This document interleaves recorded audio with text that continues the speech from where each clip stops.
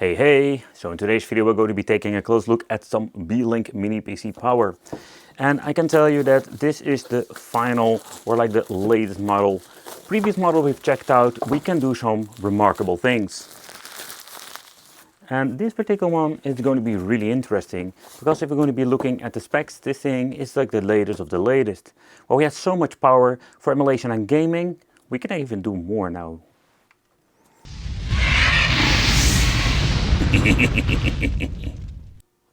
Why this is not like the fastest of the fastest, this is still an AMD Ryzen 7 H255 processor, 32GB of RAM and 1TB of storage. I have seen all kinds of different configurations with Intel and AMD, even with docking station and crazy GPU upgrades. However, this is a completely different thing when it comes to this particular model. I love it how the presentation is. By the way, there was also a video online somewhere on the YouTube showcasing how they're actually producing these devices. Okay, let's figure out how this is going to be opened up. Let's remove the plastic. Plastic, fantastic. There we go. Yes. Yeah. Well, when it comes to the Beelink overall mini PCs, I have reviewed a lot of them, and you know, it's always going to be fun. But yeah, is this going to be something worth your money? That's going to be finding out. Where mini PC will not replace your gaming PC. These devices can really surprise you when it comes to the overall performance. Well, so let's open it up, let's see how the configuration is and what you're getting. I really love this overall, very nice looking. This is actually plastic, I think it is, but this overall design. But let's do a quick overview over what's inside of the packaging more. Hello. So in here we're going to be having the paper over here, and then we're going to be having a power supply. Yeah, so an HDMI cable, high speed for connectivity. Seems to be that they're like really proud of having Windows installed, because they have like this beautiful sticker. I find it absolutely, yeah, no, not the right position. You know, I would put it at least at the left or not at all. At the front we're having an on-off switch, an audio jack, an USB-C and a normal USB. Two USB ports over here at the left, RJ45 connection, we're having a display, HDMI, another USB connection over here, a USB-C, another jack, and then we're going to be having the input for the power supply. And as you can see over here, a massive, I think this is the outlet for the cooling performance. Opening up these things is quite easy. So the overall construction doesn't give you the option to actually put it behind your monitor with a VESA mount. I think I can say it correctly. But aside that, we're going to be removing the rubbers over here, and we can actually get into the screws and remove the back panel. Or I'm doing it wrong, but I'm always like a little bit fighting with this. Oh, there we go. With a flat screwdriver tail one, you can just flip them out, or at least the one over there. See, I'm going to use my favorite orange screwdriver. Yeah, there we go. So maintenance wise, this is the way how you're going to be needing to open it up. 4 screws need to be removed, and this way we can just easily get into it. Also, if you need to do some replacing of the storage capacity, but that is one of the things that I'm finding so much difference when it comes to these devices. Overall, honey grade filter or whatever it is, please dust regularly, what it says over there. So you need to open it up. DE series dust filter. So when it comes to, let's say, the configuration of the RAM modules, we're going to be having dual channel over here. Then we're going to be having the SSD cooler, and I'm very glad they actually went for this configuration. Another thing is we can implement a second NVMe. I think that's pretty cool. So normally you can buy these separately, like if you have a mini PC that don't have this option at all, you can just slap them on there. That's one of the things I mostly do. You can just unscrew this. It's a lot of unscrewing, by the way. It's a Crucial P310 NVMe 1TB they're using. That's good. Crucial again, so that's good that they're using Crucial. But yeah, I just wanted to. They're like the special tape for a little bit better cooling. Well, let's put everything back together. This is actually what you're getting in the inside. Crucial, SSD and memory. The machine of the future has been booted up, and I've been setting everything up with my controller, mouse and keyboard. Some boxes over there, some junk over there. But let's set it up first. Because you need yourself, your soul, to Windows. So what we need to do is choosing the country. And let's go. We're in the United States. No, we're not. We're in the Matrix. Is there somewhere here the Matrix? I'm going to complain about the freaking Windows. Where is the Matrix? Because we're living in it. So this is the part. Checking the terms. And you've sold your soul. Sir 9. Sexy. No passwords. Moving on, what we're going to be doing. Nope. No Skynet. No plugging in. I take the purple pill. And we're going to be not having all kind of shenanigans. Nope, nope, nope, nope, nope, nope, nope. And then we're going to be needing to wait to boot it up. But you know what's kind of funny? That it doesn't ask you to set up an online account. The BS you're having when you're setting up Windows 11. Or even when Standard was like at a certain point. That took indeed several moments for actually booting up. This CPU is indeed the AMD Ryzen 7 255 with the Radeon 780M graphics. Memory, disk 1, and in here finding the GPU. And let's do some testing and to see how is the overall performance. So the first thing that we need to do actually is getting into the AMD software, the Adrenaline edition. And you know, let's get this. Let's go. The point is we're going to be needing to update to the latest version. So let's go with managing updates and let's freaking update this. Because there's a very important element, because if we don't do this, we don't have like the full potential of the chip. It's even possible that we're not going to be having the best performance. So let's download, update, DirectX and all the craziness, and let's chit chat about it. What can we do? So let's do a chit chat about it's installing the drivers, multitasking. But I wanted actually to do a quick overview of the CPU Z over here. We're having the AMD Ryzen 7, the Phoenix codename 54 watts that we're going to be having. Already mentioned before, we're having the Radeon 780M graphics. So main boards, and it's giving you the overall view, like with the bus specification and everything. Memory, we're running on DDR5, 32GB in total. Graphics, the 780M. But what I wanted to do is next do a little bit of test benching. Next up, we're going to be doing some, let's say, benching to see how far we can push this. Let's go with the temperatures. So it's actually stretching already. I can feel a lot of heat coming from the back. And I must say that when you're looking at the package, the core and everything, it's hitting its maximum over here. But I would say the temperatures are not bad, like 65 Celsius. So I must say that I am quite surprised of the temperatures of this particular mini PC. So the overall cooling is great. But how about, let's say, the overall, let's say, specs of the AMD Ryzen 7 255? So what I found so interesting that the 780M graphics on board, because this is not something new. And yeah, they're talking about a TDP of 28 watts, but that is not correctly over here with mine over here. So actually the 28 watts are going to be having 30,000 in the multi-thread and 3,800 in the single.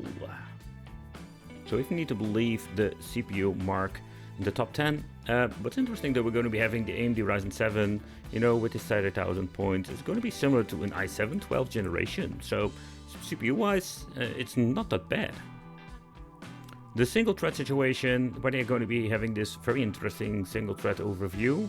And what you're getting is actually an overall similar specs, but you can see that it is compared with the i7 12th generation, it's a really fast overall CPU. Single core power. This is another interesting, let's say, overall, let's say, average CPU mark. I mean, particularly going to be looking at this. This is the 30,000 we're having over here. So it is like a very minor let's say, difference between the 2060 over here. So we did actually review this particular model over here, the 7435HS some time ago. And you know, from here, we're going to be having some serious like difference when it comes to the power itself. So this is absolutely a massive improvement. So where this mini PC is not like a really high-end gaming machine, you know, it's kind of interesting to see that when it comes to the Ryzen 7, is it good for gaming? Gaming score, yeah, you know, it's not bad. Let's put it that way. But how about when it comes to, let's say, the overall configuration of, let's say, the GPU?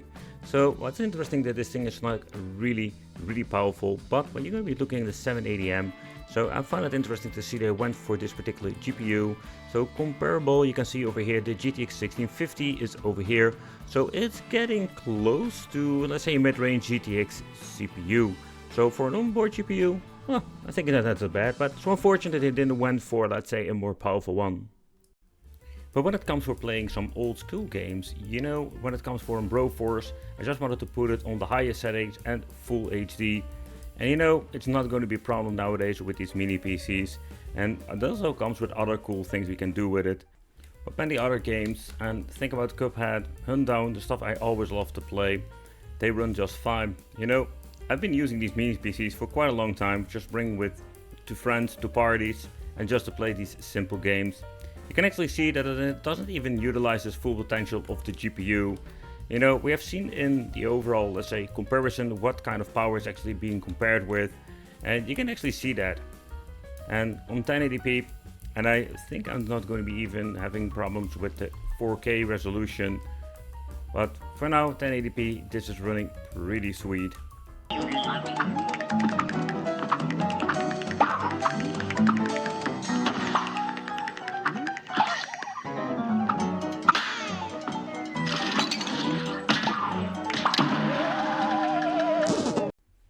But what I wanted to actually showcase is that what we can do when we're going to be having, let's say this set to 60 frames per second, full HD, and you know, let's go with ultra settings. See what happens, and can we even play this game on this kind of settings when it's just an onboard 780M GPU.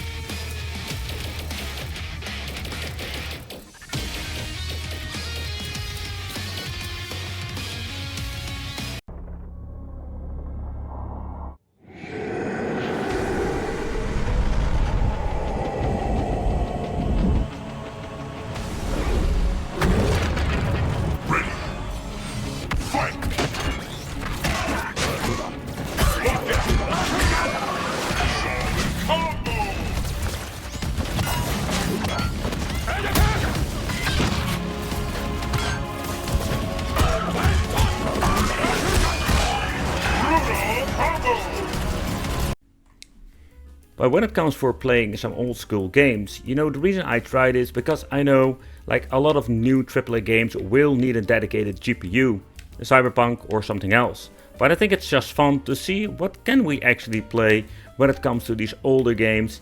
And I can tell you that when it comes for playing these older games, man, it's crazy because they look absolutely amazing and we can just play this on an onboard GPU.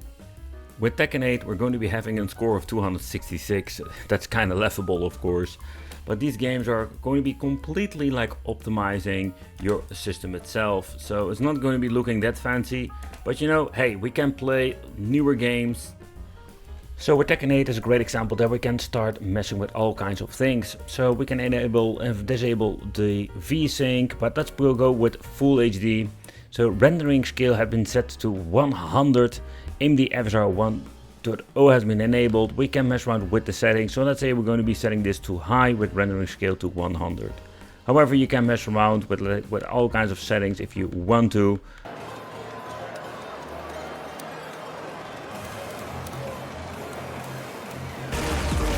Fight!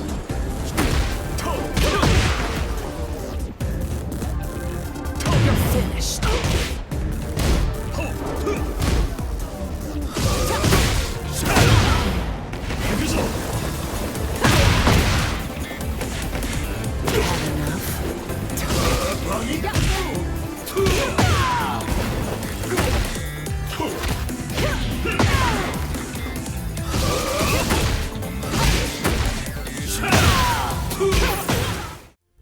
But when it comes to mini PCs, we have reached actually the point that we can play so much on higher resolutions. For example, Wipeout We struggled playing this on 10 times resolution and all kinds of cool extra tweaks. We don't have this problem at all anymore.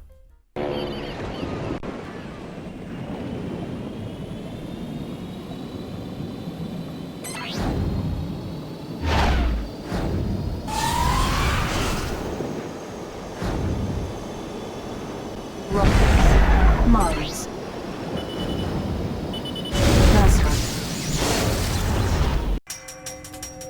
A gorgeous addition to the SSX World Circuit, the Garibaldi Run is located in beautiful British Columbia, Canada. Go! What's up? I'm Ross Allen. Sweet big earphones.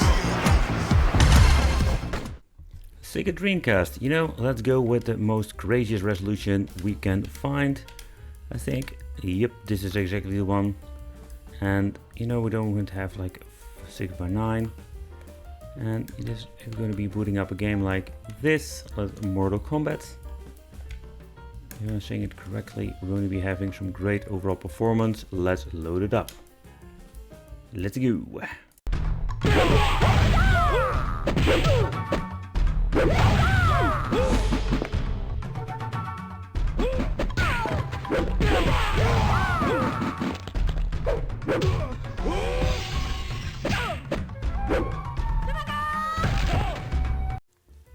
But another thing I just wanted to do a quick video on is actually having the Crystal Mod 4TB. We're going to be using this on the mini PC with the simple reason we did some testing with all kinds of craziness, but this hard drive is completely, I say, optimized.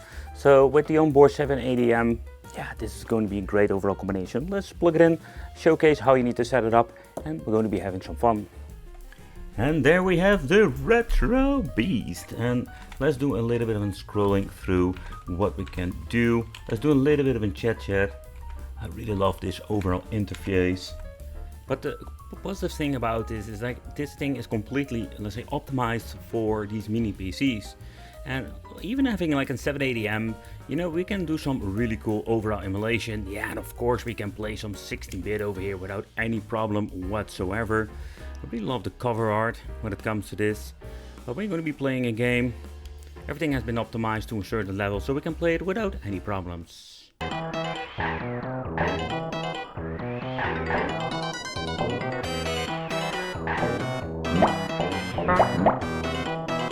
But let's go with the old school stuff. Arcade, let's see what's going on. Beat 'em ups.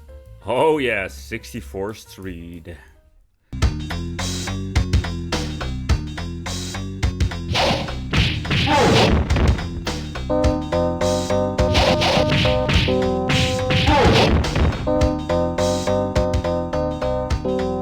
I found it a really interesting overall configuration what he did with the arcade games. So they have like different categories, but you can actually see it having the full arcade machines. And this is pretty cool, so let's go with old school. So here we're having different kind of arcade machines. Favorites, let's see, arcades. 9041. This looks really cool. I must say this is the first time I've ever seen a configuration like this. Oh, that's cool, having like the Neo Geo cabinet.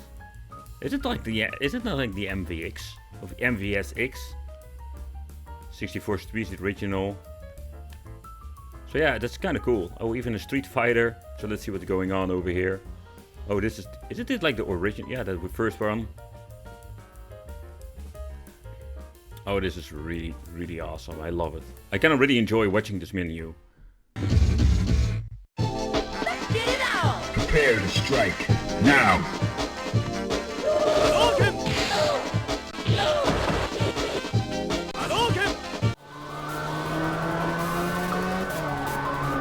Okay, let's go!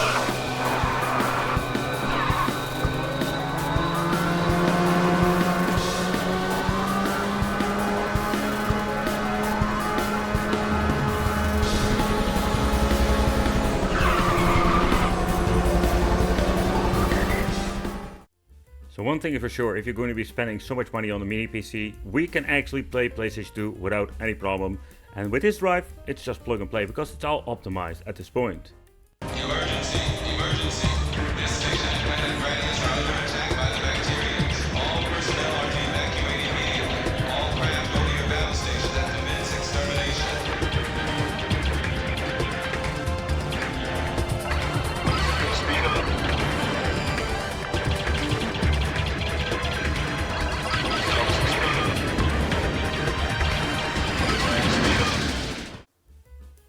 So the onboard 780M is a powerful chip, but we have seen it many times before now. And with this particular new model, I was hoping for a little bit more power so we can do some pretty cool things when it comes for video games. But still, the overall performance, it's not disappointing. I'm very surprised with the very nice form factor, the overall build quality and upgrade possibilities. And what you can do actually with this is pretty amazing. So GPU wise, this thing is not a disappointment, but you know, when it comes to the overall cooling and the noise it makes, I must say that I'm really surprised by it. Let me know in the comments what do you think. Thank you all for watching, and it will be great to see you in the next video.